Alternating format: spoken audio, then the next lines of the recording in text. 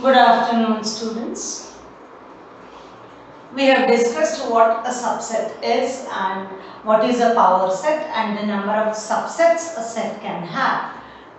Suppose we have set A, which is say 3, 7, 9, 10. Be careful, observe what I am writing, and 1. Yes? Now, this set contains 9, 10 as one element. So, if I ask whether 9 belongs to A, no, 9 does not belong to A. Even 10 does not belong to A. But 9, 10 belongs to A. So, 9, 10 is a single element. Look at the way it is written.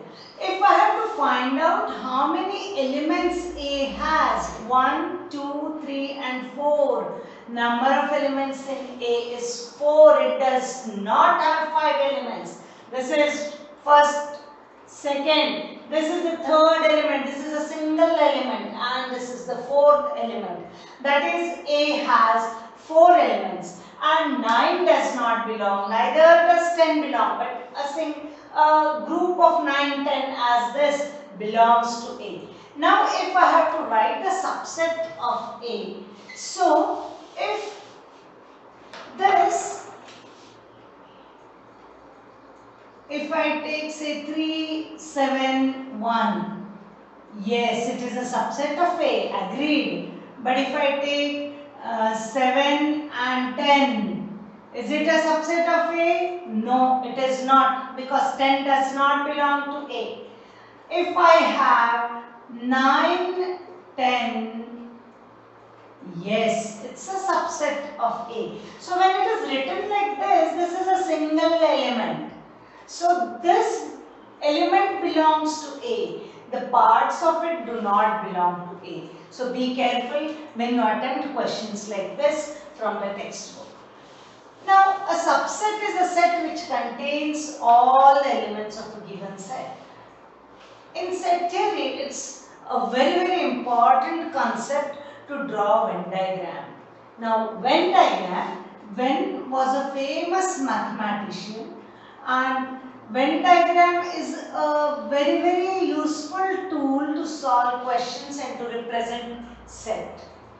What we do in Venn diagram is we show a mother set like this. Now, what is a mother set? Suppose A is a subset of B. That means suppose B is say P, Q, R, T, right? And say A is R, P, right? A is a subset of B. So, B is the mother set, right? For A, R and P, mother set can also be defined as the alphabets in English. A mother set is also a universal set. Now, this is universal set. Suppose I have a set, say X, which is say 3, 5, 10, right? Now, the universal set for this can be set of natural numbers. It can be set of whole numbers because they all are natural numbers as well as whole numbers. It can be set of integers. It can be set of real numbers. It can be even positive integers.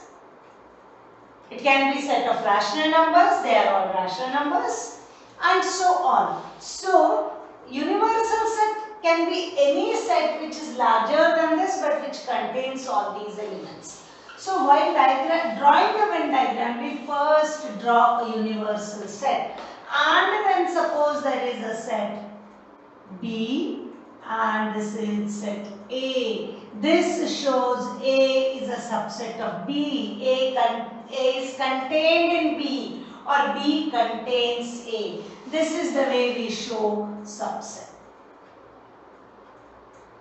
Yes, A is a subset of B. That is, this is a universal set, a larger set which contains, like if I have set with alphabets, then I will take all the alphabets as universal set.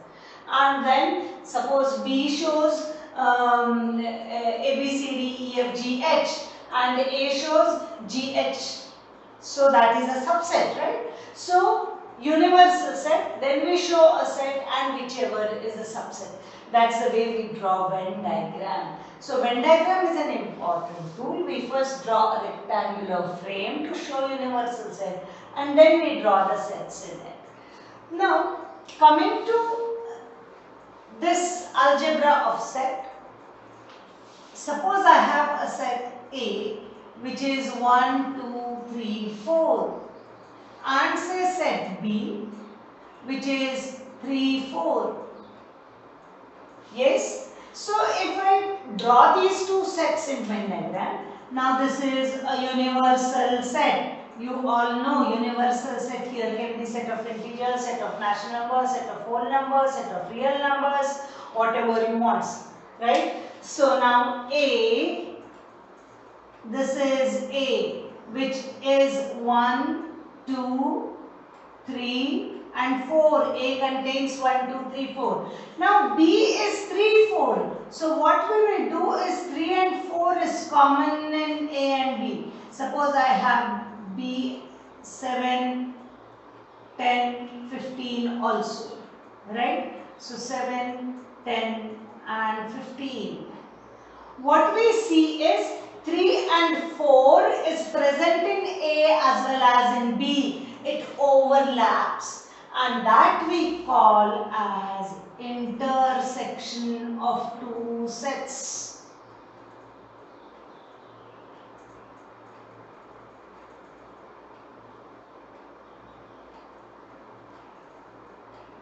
Intersection of two sets is defined or denoted by A intersection B. This is the symbol to show intersection.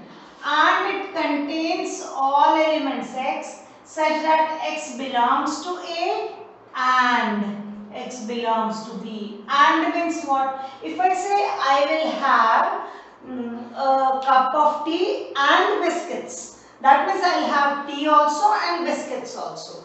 And so x belongs to A and x belongs to B. That is, x is in A also and in B also. That's the intersection of two sets. And this is the symbol. And this is the Venn diagram to show intersection of two sets. Now here I have taken particular example. But if I rub these numbers, then this is the general representation to show A intersection B. If I have to represent A intersection B using Venn diagram, then this is the diagram to show A intersection B. This shaded portion shows A intersection B.